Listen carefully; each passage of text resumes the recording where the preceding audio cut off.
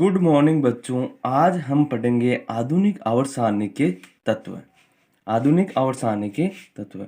आधुनिक आवर्त सारणी मोजले नामक वैज्ञानिक ने दी थी। कौन से वैज्ञानिक ने दी थी? मोजले नामक वैज्ञानिक में। अब आधुनिक आवर्त सारणी में आपको बताया क्या होना चाहिए। एक तो तत्व का नाम, तत्व का नाम क्या है, नाम के बाद में उसका प्रतीक चिन्ह। प्रतीक होगा तो क्योंकि रासायनिक अभिक्रिया में केवल उन प्रतीकों के बीच में क्या होती है? अभिक्रिया होती है। तथा तत्व का इलेक्ट्रॉनिक विन्यास। अब हम देखते हैं तो एक निश्चित आवर्त सारणी में हर तत्व को एक निश्चित परमाणु क्रमांक दिया गया है। उस परमाणु क्रमांक के आधार पर तत्वों को व्यवस्थित किया गया है। तो सबसे पहले परमाणु क्रमांक नंबर 1 पे कौन सा तत्व आता है? हाइड्रोजन। परमाणु क्रमांक नंबर 1 पे तत्व हाइड्रोजन आता है, जिसका प्रतीक चिन्ह क्या होता है? Capital H। इलेक्ट्रॉनिक विन्यास 1s1। इलेक्ट्रॉनिक विन्यास का मतलब यहाँ पे इलेक्ट्रॉनिक विन्यास कक्षक में भरे जाते हैं। तो कक्षक होते हैं S, P, D और F। 4 प्रकार के कक्षक होते हैं S, P, D और F। आवर्त सारणी में X कक्षक में हमेशा अधिकतम कितने इलेक्ट्रॉन जा सकते हैं? 2। S कक्षक में हमेशा अधिकतम कितने इलेक्ट्रॉन जा सकते हैं? 2। P कक्षक में 6। P कक्षक में अधिकतम 6 इलेक्ट्रॉन जा सकते हैं तथा D कक्षक में अधिकतम कितने इलेक्ट्रॉन जा सकते हैं? 10।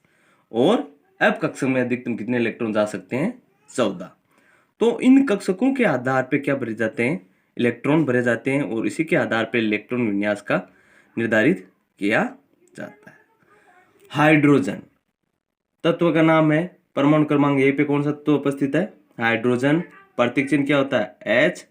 इलेक्ट्रॉनिक विन्यास क्या होता है? 1s1। हीलियम प्रतीक चिन्ह क्या होता है? He। इलेक्ट्रॉनिक विन्यास क्या होता है? 1s2। अब देखो, जैसे एक एक करना, जैसे परमाणु क्रमांक बढ़ेगा उसी प्रकार से इलेक्ट्रॉनिक विन्यास भी इधर एक एक बढ़ता जाएगा। आपने देखा होगा पहले में इलेक्ट्रॉनिक विन्यास क्या है? 1s1। फिर दूसरे में 1s2। अब देखो लिथियम। लिथियम का प्रतीक चिन्ह क्या होता है? Li। लिथियम का प्रतीक चिन्ह क्या होता है? Li। इलेक्ट्रॉनिक विन्यास 1s2 2s1। फिर नंबर 4 पे है बेरिलियम। बेरिलियम का प्रतीक चिन्ह क्या होता है? Be। इलेक्ट्रॉनिक विन्यास 1s2 2s2। अब देखो एक एक क्या बढ़ रहा है इसमें? इलेक्ट्रॉनिक विन्यास भी बढ़ रहा है, क्योंकि जैसे जैसे एक परमाणु इलेक्ट्रॉन बढ़ता जाएगा, क्योंकि परमाणु क्रमांक जैसे एक इलेक्ट्रॉन बढ़ रहा है तो परमाणु क्रमांक भी बढ़ रहा है। तो फिर बोरोन नंबर 4 पे तत्व का नाम क्या है? बोरोन। प्रतीक चिन्ह क्या होता है?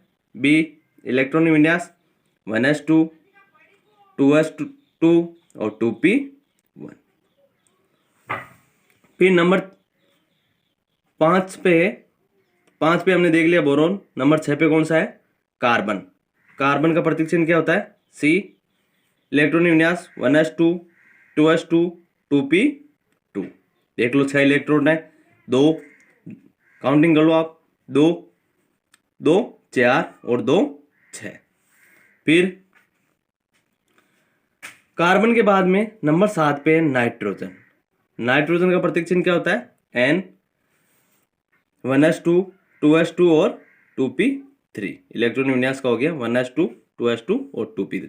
तो मैंने बताया S कक्षक में अधिकतम कितने इलेक्ट्रॉन आ सकते हैं? 2। देख लो आप, किसी भी X कक्षक में 2 इलेक्ट्रॉन से ज्यादा नहीं भरे हुए। तो 1s2 यहाँ पे मतलब पहला S कक्षक जो पूर्ण हो चुका है। 2s2 दूसरा S कक्षक भी यहाँ पे पूर्ण हो चुका है। उसके बाद में 2p3। अब P में मैंने बताया आपको अधिकतम कितने इलेक्ट्रॉन आ सकते हैं, जब तक आपको बढ़ते रहना है इलेक्ट्रॉन, जब तक वो कक्षक पूरा नहीं हो जाए।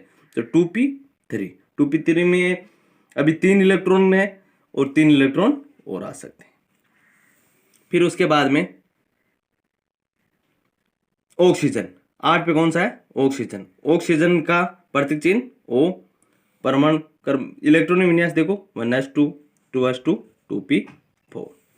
उसी प्रकार से 9 पे कौन सा है? फ्लोरीन।